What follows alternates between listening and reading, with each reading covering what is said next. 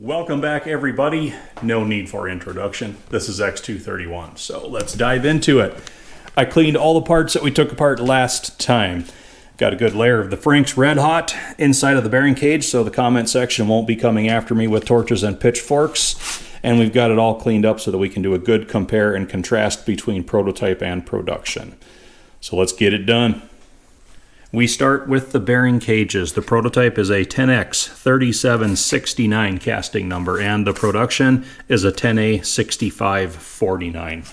And looking at these two, the only difference I can flag is that the prototype piece is a lot bulkier, and traditionally all the prototype castings have been heavier than the refined productions. But steering stops are in the same places, bolt pattern is the same, these flanges are at the same height, the bores are the same diameter, the steps are the same, really not a lot changed between them. Flip them over on the back side, pretty much nothing to report back here.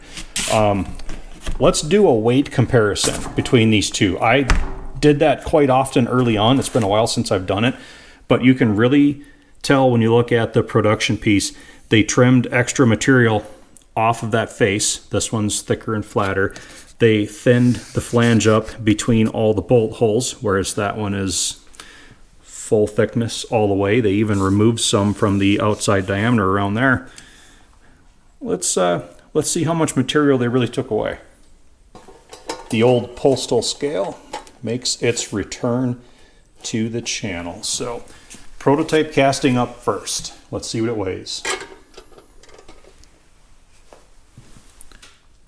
Looks like 17¾ pounds. So a substantial amount of cast iron. Now the production piece. Let's see how much they lightened it up.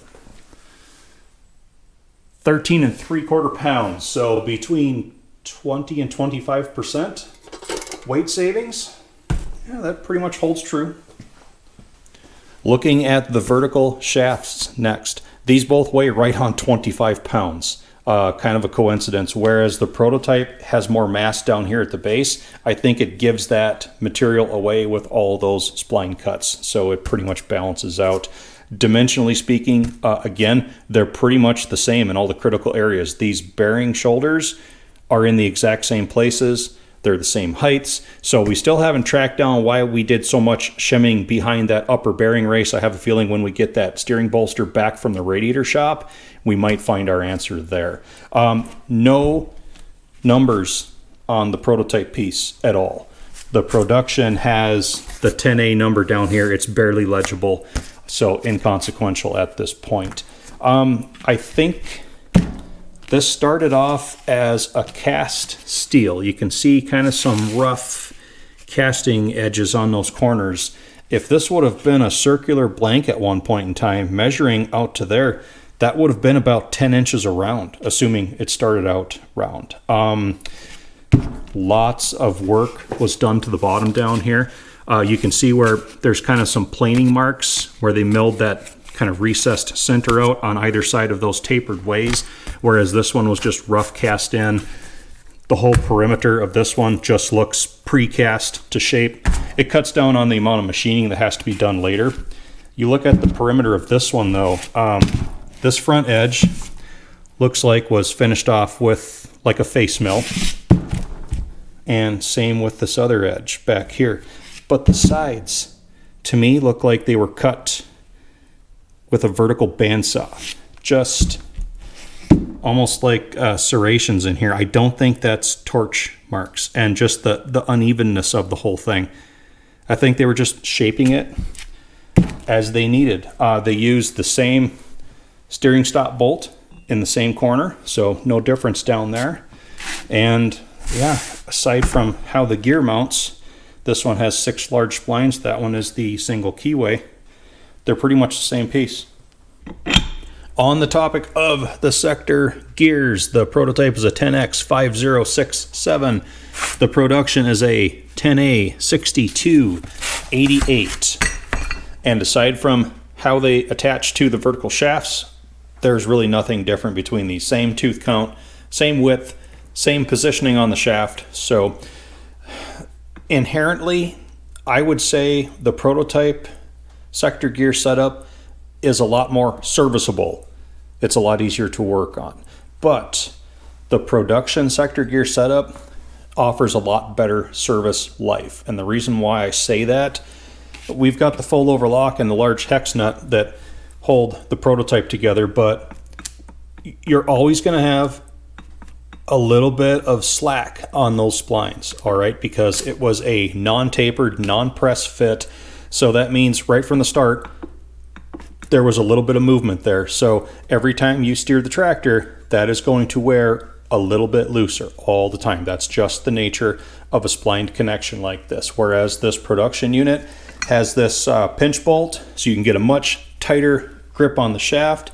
We've got a single key that is there for shear resistance, but otherwise mainly just positioning. And of course the atomic snap ring just kind of keeps it all together. There is no play, no slack in this system at all if it's assembled correctly. So this one is going to stay tighter much, much longer than this one. But I'd rather work on this one any day.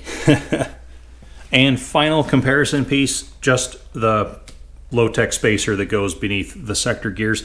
The prototype one is a bit taller because the production sector gear has a deeper hub on the bottom this way than the prototype does. So the prototype needed a little bit longer spacer to go up there, and the production one could be shorter. No numbers on anything. This one is clearly turned down on the OD on a lathe. You can still see some of the old machining marks on there, but other than that, it was just an old piece of heavy wall pipe that they changed the dimension on and made it all fit. So that concludes the compare and contrast. We've got our new bearings and seal that we ordered from the parts store. Showed up yesterday. We can start throwing this together just a little bit. I did find another issue in here. We'll explain in a second. So despite our best laid plans, about the only assembly we can do today is going to be the bearing race into the bearing cage. So let's just get that done real quick.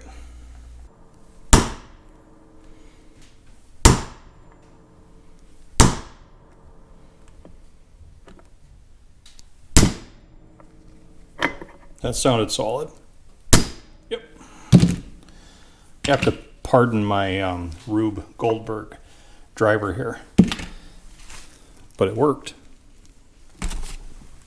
Now, yesterday's plan would have had me installing the oil seal right now into the front of that bearing cage. Cage goes on the shaft, bearing presses down, locks it in, and we proceed from there. Unfortunately, after I finished the cleanup on this piece yesterday, I found some damage that was hidden before. This line that goes around right here on the sealing surface, that's about a 5/1000th step that's been worn into most of the perimeter of that sealing surface. And I think that also explains, well, maybe why those extra shims ended up in there. I am suspecting this was re-bearinged at least one time in the past. If this bottom bearing would have went, or even the top one, and allowed any kind of slack in here, those old heavy steel-bodied seals could really gouge up a sealing surface, and that's what this looks like to me. So we're starting to put some of the clues of the past together. I'm pretty sure that's when all this happened. And because the bolster is full of oil above this cage right here, we need to have a very good seal down here. Otherwise, we'll have a constant leak that goes all the way down the front pedestal onto the front wheels, and it's a mess all the time. So that means we have to put a speedy sleeve on here and renew that sealing surface. So I'm holding off on assembling anything else until we get that step complete. And of course, not everyone has a 3 1/8 diameter speedy sleeve sitting on the shelf, so that piece is another 4 days out at this point. So that means Christine wins this round, but you know, we'll have another chance next time. So we don't get as much done as we thought we were going to today, at least not on what we planned to work on. Got something else that we can get into, and I can address something that's actually really interesting from the comment section first. Let's get that out of the way. So what we're about to discuss here harkens back to the recent work that was done on the Flywheel. And I saved a comment from Willie Shaw. He left it a few days ago, and I thought, this is really a very good one. He asks, was I seeing it correctly? Are you about due to flip the ring gear for some fresh teeth for the starter drive? And the honest answer to that is yes. This could certainly stand to be pressed off, rotated a bit, and then pressed back on to give us a new tooth surface for that starter drive to engage with. The reason I didn't do it, and if this was any other Flywheel, any other ring gear, any other tractor, I'd have done it already. But we've got, once again, the 10X number on that ring gear. It's a 4813. We have no numbers on the Flywheel, but that's clearly prototype as well because it differs in almost every way from the production unit. So if I were to damage this ring gear in any way during that process, we can't take the ring gear off of this one and put here because the step diameters are clearly different. Also, even though this ring gear is a lot thinner than the prototype, the outside diameter of the teeth is larger. The tooth pitch is different. The tooth count is different. So we're stuck using all of one setup or all of the other. We can't make a hybrid unit out of this. So if we hurt the ring gear, we have to discard the Flywheel. We can't make good use of our new splined center hub repair. We would then have to be bolting up the production Flywheel, which it'll bolt up and fit to X231's engine, but we'd have to make our own style center live power drive hub to mimic the production version, but one that doesn't have this super fine spline in it, one that has that coarser 6 spline, because we also can't swap the live power shafts because they're different lengths, prototype to production. Add to that, this ring gear has to go with this engineering sample green tag Delco Remy starter. This is basically a prototype Delco Remy starter. This is what come off of X231. And we have a very odd looking starter drive in here, which of course is matched to the tooth pitch of the prototype ring gear. And also looking at how far they had to hog these holes to make this 3-bolt flange starter work on X231's engine, we don't want to have to try to upgrade to production here and then determine what we've got going on here, if we can fit a different matching starter drive into a prototype Delco Remy starter. So there's a huge potential for a very, very profound snowball effect if I hurt anything at all in that Flywheel or ring gear department. So that's why we're going to throw X231 back together with the original Flywheel and ring gear with everything just as it is now, and we'll see if it gives us any problems. If it gives us enough problems, I'm not against getting back into it to try to cross that bridge if we get there. That's also another reason why we're not painting this until I'm satisfied everything is well and good and working correctly. So hopefully that helps to explain why I get wound so tight while working on this tractor, because there is such a huge margin for error, and if you make one mistake, it could really cost you in the long run.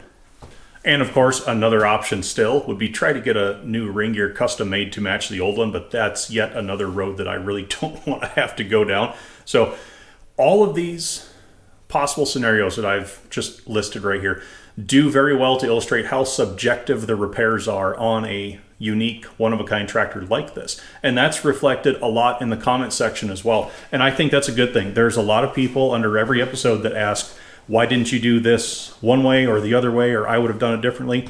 And that's fine, because you take a tractor like this and everybody that has been following the restoration, give them all the same shop, the same equipment, even the same skill set, odds are no two restoration jobs on that tractor would come out the same way, because it's ultimately up to everybody to choose the path that they think is best. And that's pretty much all that I'm doing here. So I do like seeing questions like that. That doesn't bother me. I don't feel that I'm being second guessed. And it shows that the people that are watching are paying attention, for one.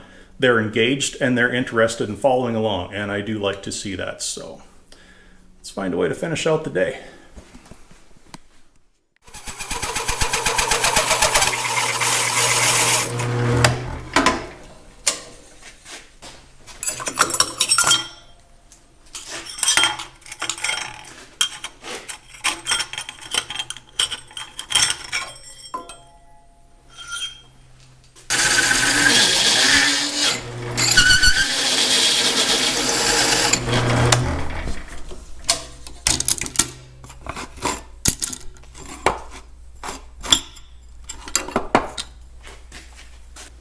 So this steel blank is going to be our new fold over lock.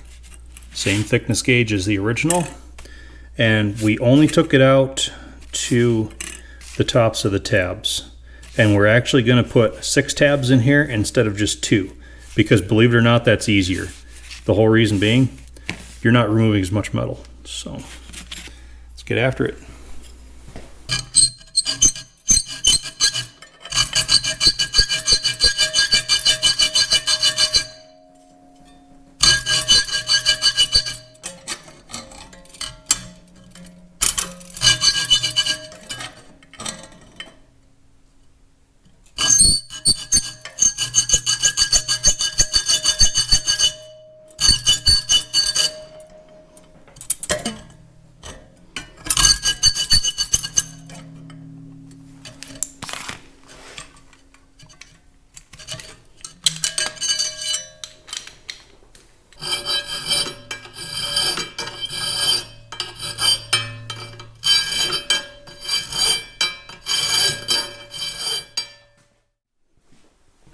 Okay, everybody, here we are. So this was the old.